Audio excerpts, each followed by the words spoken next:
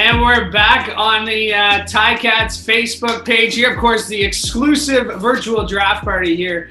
It's Louie B, your digital host. I'm very pleased to be joined by my good personal friend. You can see him in a picture with me and him here, and his here as well. It's Steve Milton from the Hamilton Spectator. Of course, so much more than that, and more importantly, like I said, my friend Milty, how are you? It's great to see you. Great to see you, Louie, even if only virtually. You know. Exactly. We're making concessions here. Of course, we're all doing our part, social distancing. Milty, let's just jump right into it. Yeah. Like Drew Alamang has established himself as one of the premier evaluators of Canadian talent in the Canadian Football League, hasn't he? I'm not sure there's anybody better. If I were starting a team, I'd certainly look to go grab him. And like he low key guy, right? But really high key when it comes to nailing stuff. Now he's got some really good people working with him. I think there's some pretty good evaluators there. Over the years, I've spent a little bit of time around, a lot around the high school game, the better high school games. And of course you see the college scouts there, and then you see the evaluators there. They often go there too from the CF. So they start watching these guys pretty young, and they get a pretty good track on them from a very young age. I would say from grade 12 on, sometimes grade 11. Plus they've got bird dogs, what we used to call bird dogs, local people that feed them stuff that they trust. But really good job, and I would say under tougher circumstances this year. How have you kind of gotten the sense the lack of that national combine has affected how teams are preparing for this draft? Have you kind of sensed that it is a completely different ball game, or do you think, like you say now, because the technology is there, because you're tracking them so long, the combine is just kind of something you use as maybe a final niche here or there? That's right, and you're 100% right there. And I think it can make the case for one or two players every single year. It makes a huge difference and this is one of the problems that there's going to be. It makes a huge difference in the global draft. Huge difference, because you don't have as much valuable film on then. You really need to see certain types of things.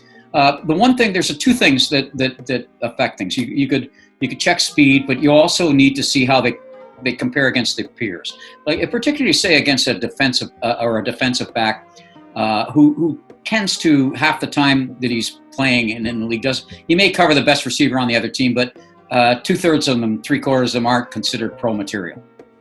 This way you see him against people who are at least pro material or marginally pro material time after time after time again. Then there are other people who just do a few things like that have really improved their strength.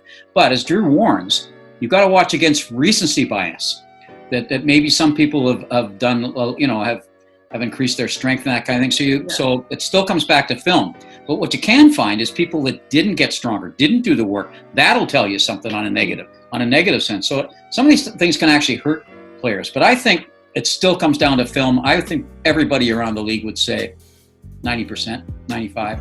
You might get but especially again in the lower rounds, you might have a change of heart about 3 or 4 players. But that's the way this league is anyways, right? Especially in this draft. You take away the top 3 or 4, which the NFL has basically done. 4 of the top 5? Two highly drafted Canadians, and then you have another 4. Yeah, and O'Donnell and Hecht, who are on some polls like 3 downs, 4 and 5, right? So that affects things. And then when you get down, it'll not be, like when it gets to the Ticats at 5 and 8. Yeah, that could affect them there too. So I think it really, I don't think the combine it's helpful, but I don't think it makes as much difference as some people would think. We'd like to thank everybody who's joining us on Facebook here. Of course, it's the Ticats virtual draft party presented by Ticats Insurance by my insurance broker. And we're joined by Steve Milton with Hamilton Spectator. And I just say hi.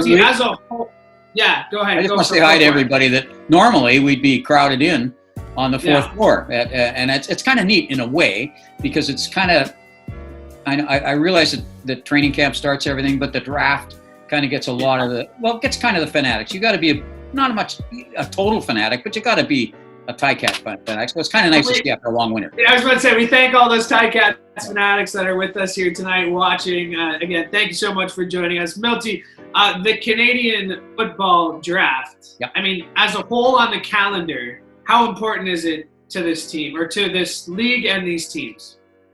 Well, there are a number of impact timelines, Louie. Mm-hmm. And I think in the Ticats case here, it's what happens when you have good teams. And you find out with Calgary over the years, they've had a similar situation.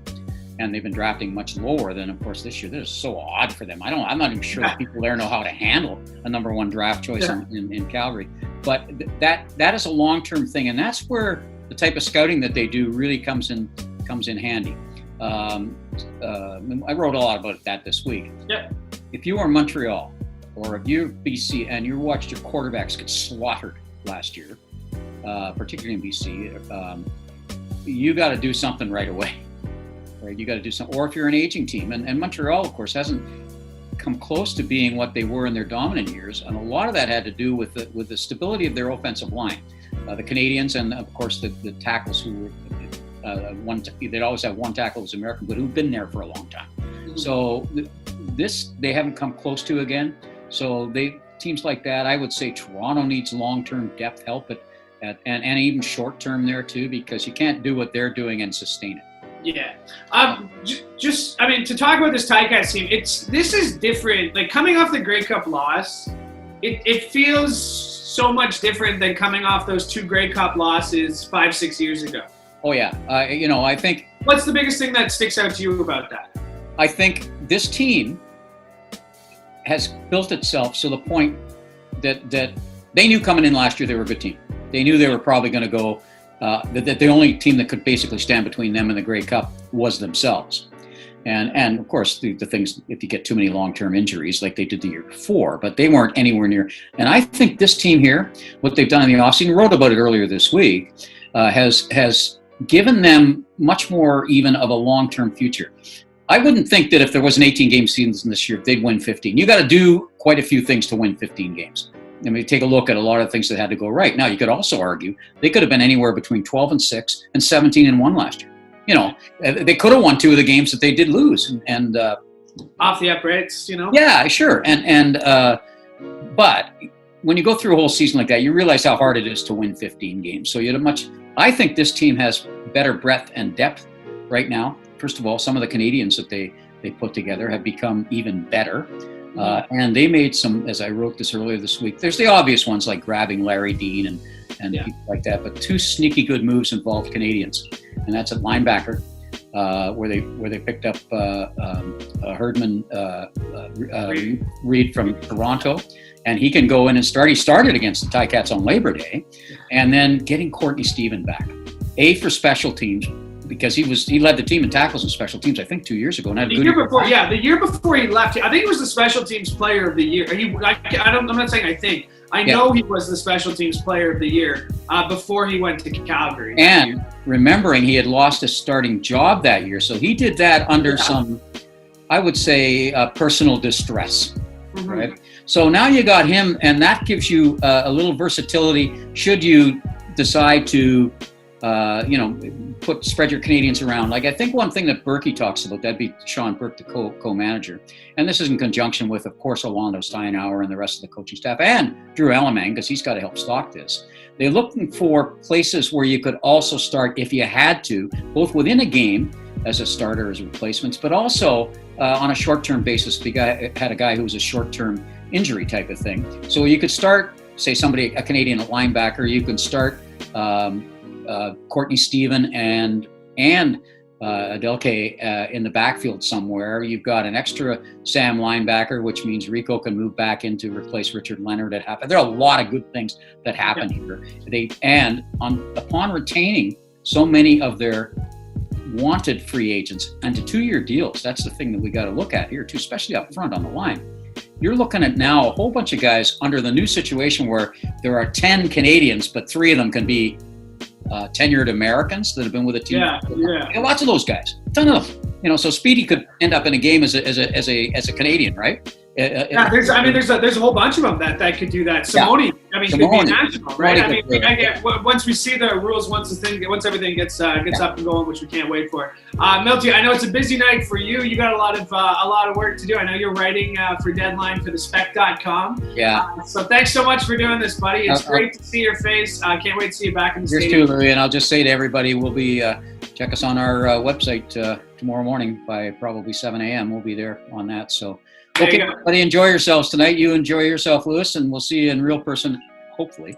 Hopefully very soon. There is Steve Milton. Don't go anywhere. Coming up in just a few short minutes, we'll be joined by CHCH's Bubba O'Neill. You're watching the Ticats Virtual Draft Night Party presented by Ticats Insurance by My Insurance Broker.